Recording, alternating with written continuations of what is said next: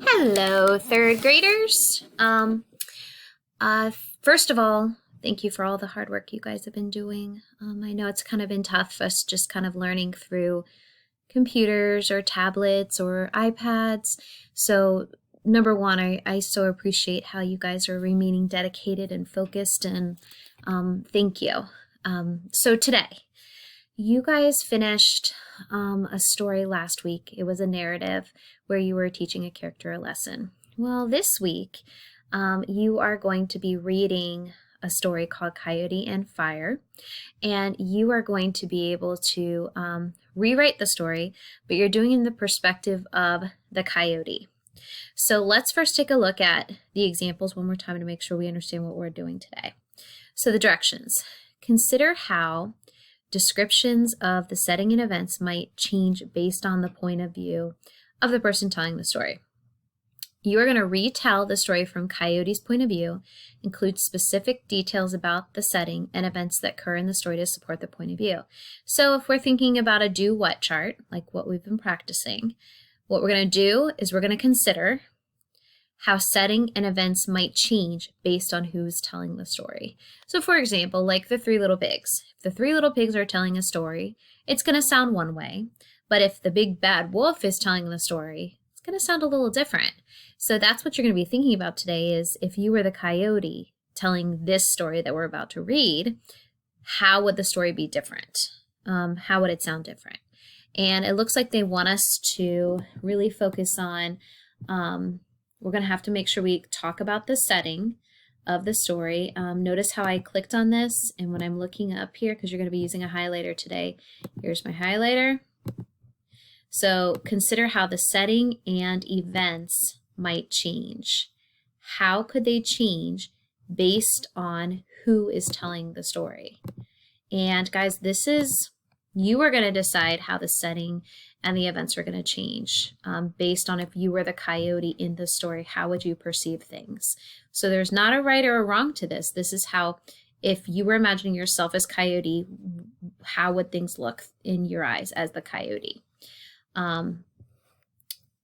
So that's step one. Step two is you're going to retell the story from Coyote's point of view and include details about the setting and the events from Coyote's point of view. So again, make sure you're talking about where the setting is, where and when. Where and when is it happening? And make sure you are talking about the important events. Now, what you're going to do today is you're going to read the story. So let's move on to the next slide. And notice how the top of the slide, it says what day. So the day that you're going to, today, the day you're working on this is Monday. So here's the Monday directions, and the Monday continues here. On slide 2, directions, you will be retelling the story based on Coyote's point of view. Highlight, so as you're reading today, you are going to highlight the details in the text. Don't highlight everything. I know I have some learners who are highlighting everything like this is a coloring book. This is not a coloring book. The highlighter kind of focuses in on the specific details that are really important that you don't want to forget. Highlighting the whole thing doesn't help you with that. So highlight the details in the text that relate to the setting and important events of the text. You'll be creating your own version of this story from the coyote's point of view. So be sure to highlight the important details you'd like to include in your story, but remember, you're going to be changing those details a little bit from the coyote's perspective. So, Coyote and Fire, a folktale from the Pacific Northwest. Now, I'm not going to read this whole thing. I just want to kind of get you started with what it's going to look like when you are highlighting. So I'm going to start highlighting my story, but when you're finished watching this video, you're going to go to your Coyote and Fire story, and you're going to highlight, and you don't have to highlight the same things as I do. You can highlight different things, but what you're highlighting are things relating to the setting, where and when, and you're also going to highlight those important events that you want to make sure that you don't forget to include in your own story. So Coyote and Fire, a folk tale from the Pacific Northwest. And we've talked about how folk tales are stories that are told from person to person to person. And a lot of times it involves like animals, and they might be teaching you like a moral or a lesson that you need to learn in order to be a better person sometimes. So Coyote and Fire. And now I'm going to make sure I have my highlighter. Now, if you notice when you look up here, there's no highlighter right now. Once you click on the text, that's when the highlighter appears, and it's right here. So I'm going to grab my highlighter, and you can use any color you want as long as you can see. Long ago when the world was young, long ago. Okay, that sounds like part of the setting, so I'm going to make sure I highlight that part. So when is it happening? Long ago. Keep in mind, Coyote, in your story, Coyote is telling the story. So is Coyote going to feel like it's long ago? I don't know. That's up to you. Long ago when the world was young. So where is it? It's happening in the world long ago when the world was young. I'm going to highlight this part too. When the world was young, because that's our setting. That's where and when. People did not have fire. Okay, that's good to know. People did not have fire. I know it looks like I'm going to highlight the whole thing, but I'm really going to try not to. People did not have fire. They ate their meat and salmon raw. Now, salmon is fish. So they ate their meat and their fish raw because they didn't have fire. They weren't able to cook over it. When cold winds blew or snow covered the ground, they could not warm their houses because, again, there was no fire at this time. Now, guys, remember this is a folk tale. It's not a true story. So there's going to be things that, you know, you're just using your imagination for. Only the Skookums had fire. These three evil sisters, okay, so characters, I need to make sure I include the Skookums in my story. You cannot change the characters in your story, learners. You're telling the same story, but from the Coyote's eyes, from the Coyote's point of view. So only the Skookums had fire. Skookums had fire. I feel like we might have read this story before, but I don't know. Skookums had fire, and they were three evil sisters. So the Skookums are three evil sisters. Only the Skookums had fire. These three evil sisters lived high on a mountain. Okay, there's a setting, and this is the where. They lived high on a mountain. I definitely feel like we've read this story before. And you guys are probably talking through the computer at me right now. I'm sorry. These three evil sisters lived on a high on a mountain and would not share with anyone. Okay, that's kind of important. So think about Coyote. He's like, they're not sharing with anybody.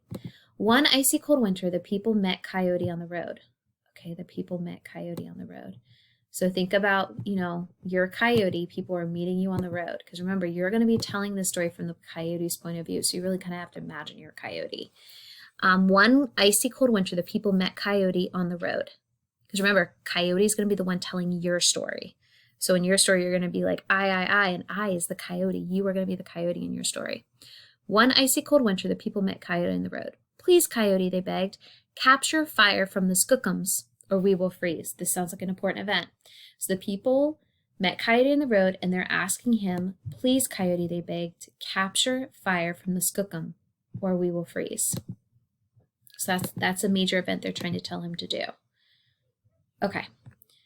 I will do what I can, he said. Okay, so Coyote's agreeing. I will do what I can. I know, it looks like I'm highlighting the whole thing, but this is all stuff I want to make sure I include in my story. That night, Coyote climbed the snow-covered mountain where the Skookums lived. When he reached the top, he spotted fire in the distance. Moving closer, he saw one of the Skookums sitting in front of a house, warming herself by fire. So that night, Coyote climbed the snow-covered mountain where the Skookums lived. We read this before, didn't we?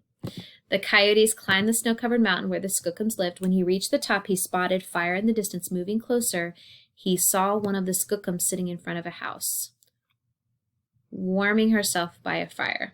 So I'm going to highlight this. So now again, this story is told from a third-person point of view.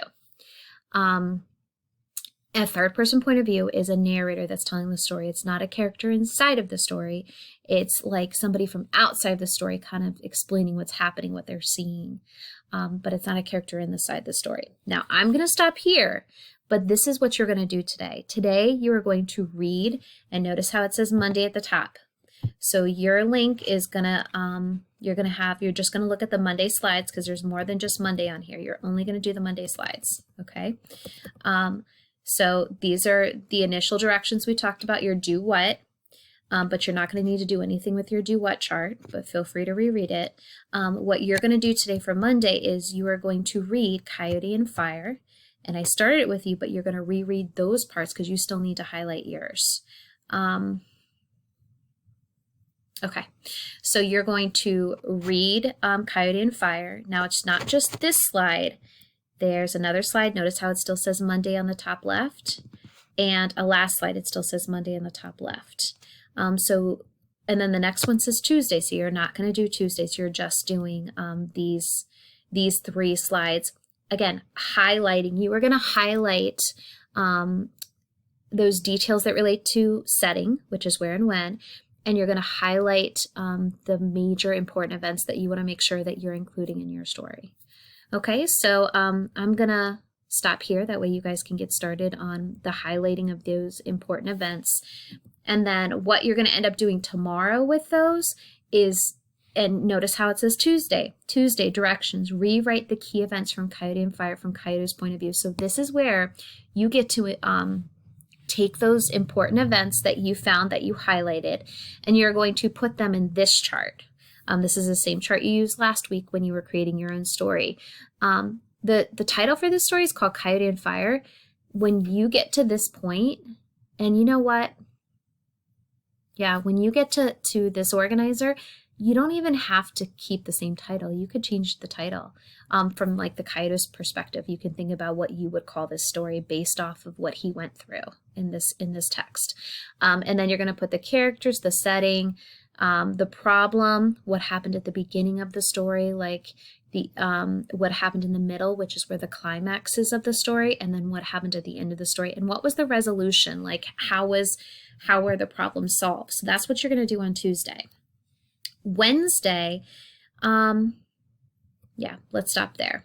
So today, read this text and highlight those important key details that you want to make sure you don't forget. Don't highlight the whole thing, just the important stuff, just a few words here and there that you don't want to forget.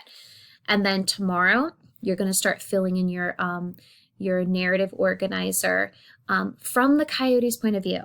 So you're going to retell the story. And remember, you're not going to do complete sentences on here because later on in the week, on Wednesday, you're going to be elaborating on the beginning and elaborating on the middle and elaborating. Elaborating means adding details. Okay? All right, learners. I'm going to get off here so that you can get started, and I miss you.